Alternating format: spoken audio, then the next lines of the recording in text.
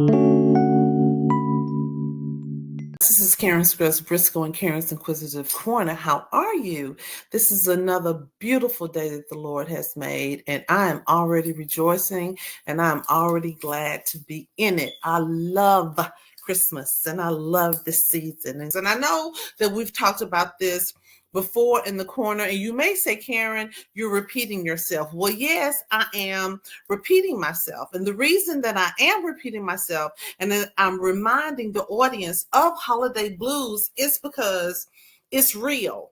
This is not anything that we've made up. This is real. Now, when I was researching this, I found some statistics to support that 8 million adults, that's 1 in every 10, suffer from depression.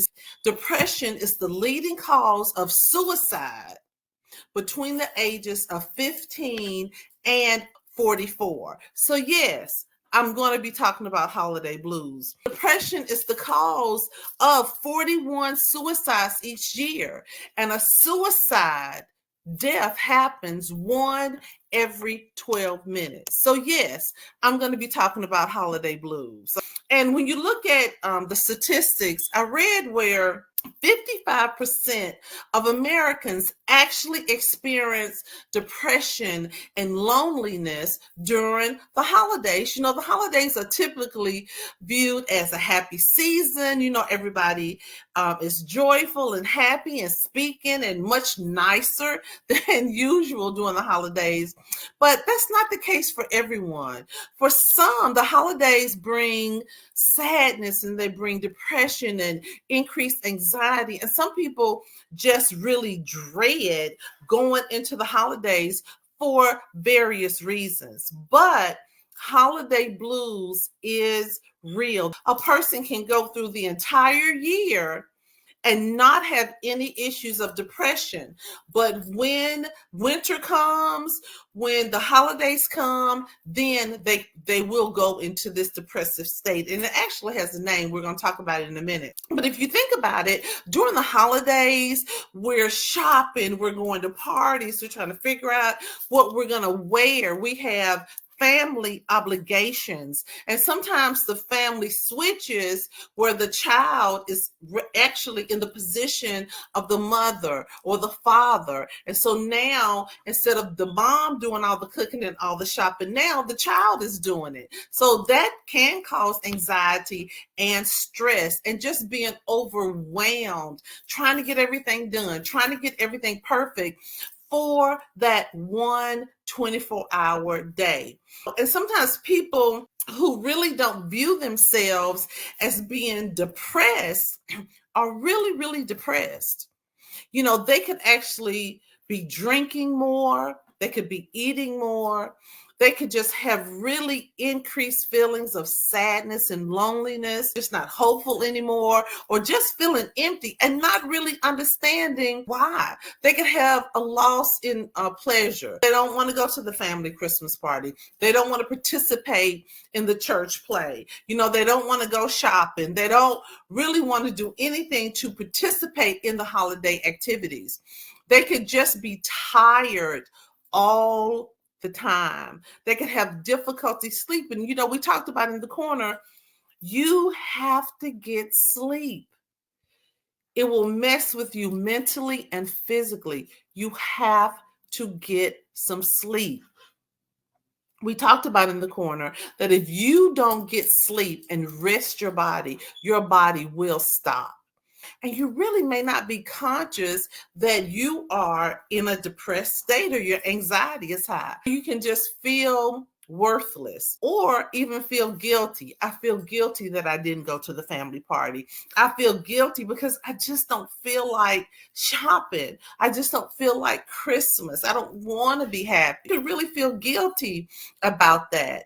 And you can actually have thoughts of suicide and death, or maybe even attempted, because it can get so bad during the winter months and during the holiday.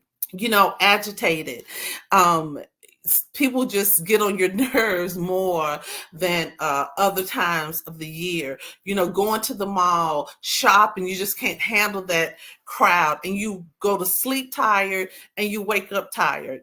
So if you're going through some of these signs and symptoms, or if you know somebody that's experiencing some of these signs and symptoms, they may actually be depressed. They may actually be experiencing holiday blues. And we've talked about seasonal affect disorder. It's called SAD, S-A-D, seasonal affect disorder. Now, this is a disorder that usually starts late fall or early winter. The days are shorter. It gets darker quicker. It's cold. You can't go out and do as much. You may have an illness that you can't go out. You may be taking care of loved ones. But in the wintertime, you think about just being at home. And for some people, this can cause or bring on SAD. Okay, it can bring on these signs and symptoms of a seasonal affective disorder, meaning throughout the year, you may not have this disorder, but it will come on during the winter months. And I actually know people that are very aware that during the winter months that this seasonal affective disorder is going to come on them. And they prepare for it with counseling and medication. And we'll talk about that in a minute, but they actually prepare for it. So if you're having some of these signs and symptoms and you really cannot put your finger on what they are, you may be going through a depression. You may be going through a type of increased anxiety or seasonal affective disorder. Now, as I was studying this, I read a study from the National Alliance on Mental Illness. And it showed that 64% of people that has a mental illness diagnosis like depression or anxiety report that the holidays actually increases their depression and it actually increases their anxiety. I know I had a girlfriend that I went to school with, and she worked at a mental facility. And she said during the holiday season, they wouldn't have room for people. People would actually be checking themselves in, to make sure that they didn't hurt themselves or hurt somebody else because they know that they needed help during this seasonal time. Yes, if you have a clinical diagnosis of depression, you're taking medication for it, you have a clinical diagnosis of anxiety, or you have had issues before, the holidays can actually increase them. So, Karen, what do I do about this? I really don't want to share it with anybody because I don't want them to think I'm crazy, quote unquote. They won't understand what I'm going through. Well, first of all, you'll probably be really surprised of the people that are going through it too. And you'll probably be really surprised of the people that are able to relate to you, and open up to you about how they're feeling. You're like, wow, you feel the same way. But you want to be very cognizant about who you open up to, because you don't want them to make you feel worse than you really are. So some of the things that we can do is, first of all, be honest with yourself. Call it what it is. Don't try to cover up how you're feeling or give excuses for why you're feeling the way you're feeling. If you're feeling that, then say, this is how I feel. I just don't feel happy. There's nothing in my life not to make me happy, but I just do not feel happy. Call it what it is. The first person that you always have to be honest with is yourself. Okay? If you can only manage one thing, then manage self-care. I've talked about this in the corner before. Be selfish. Think about yourself. Put yourself first. Yes, Karen, but I have children. I have a husband. But if you are not mentally and physically together, you can't take care of that child. You can't take care of that husband. So yes, sometimes you have to be selfish and you have to do what you need to do to care for you. Okay, so if you find yourself in a situation where you could only do one thing, self-care first. If you can only do one thing, just make that cake. Don't make that cake, do a Christmas list, talk on the phone, wash dishes, vacuum. Don't do all of that at one time. Do one thing at a time and actually pace yourself. Now, another thing is get into shades of gray.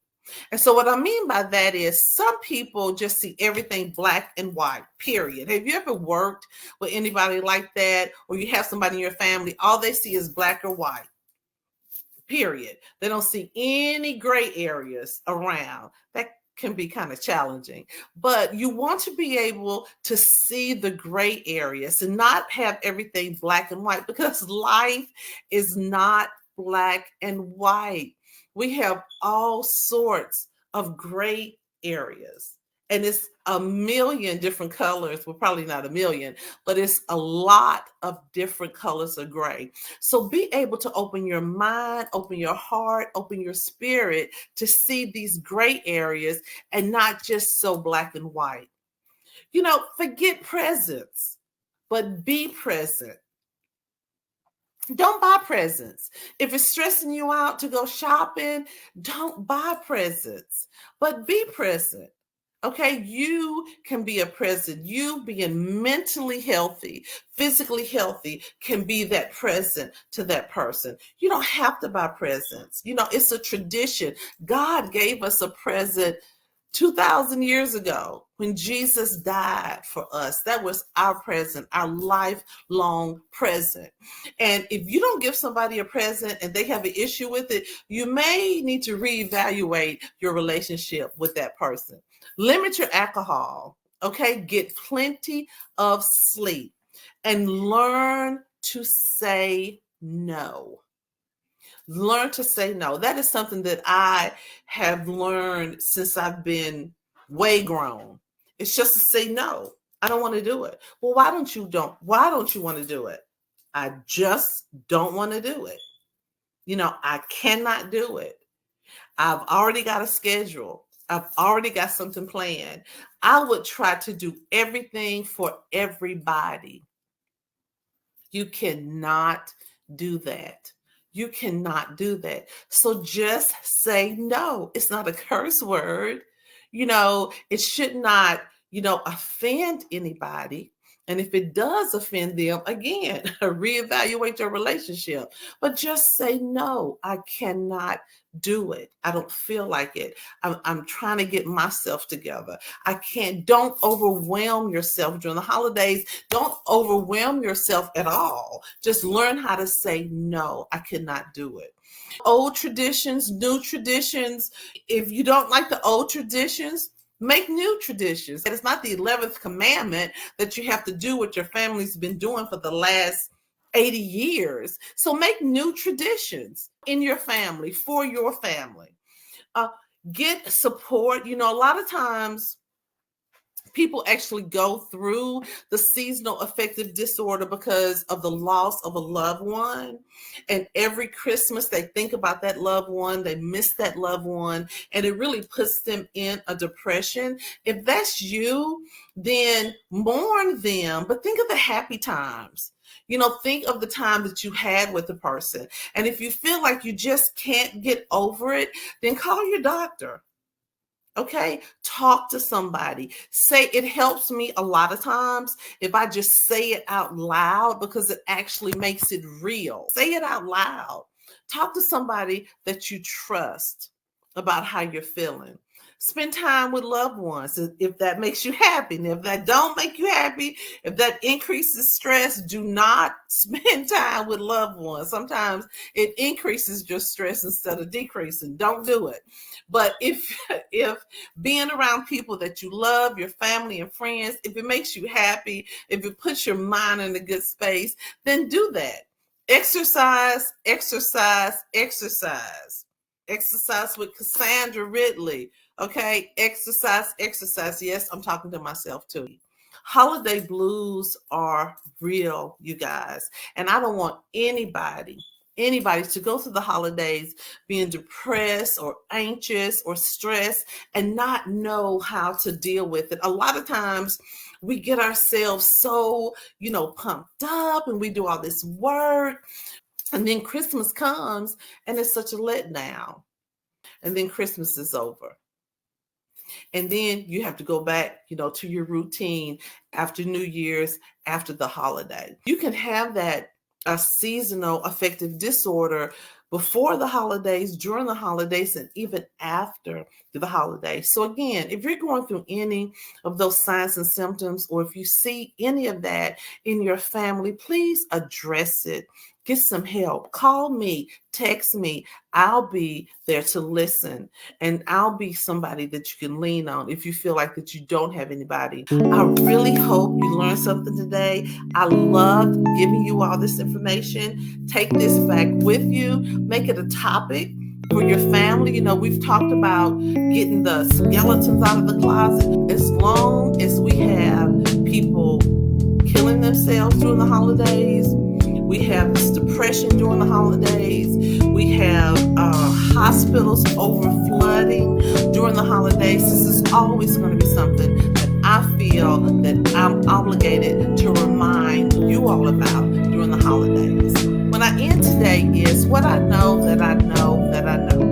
One thing that I know is one of the most important people in my life is Karen Elizabeth Scruggs, because I have people in my life that depend on me. I have people in my life and in my family that depend on me. But I need to also depend on Karen. And I need to make sure that I am mentally and I am physically together to do the responsibilities that I know I have to do. Be the most important person to yourself. You are. Every time you get up and look in the mirror, you are. Sometimes we have to be selfish. Sometimes we have to separate. Sometimes we have to let go. And sometimes we have to give the benediction. Lord, watch between me and thee while we're absent.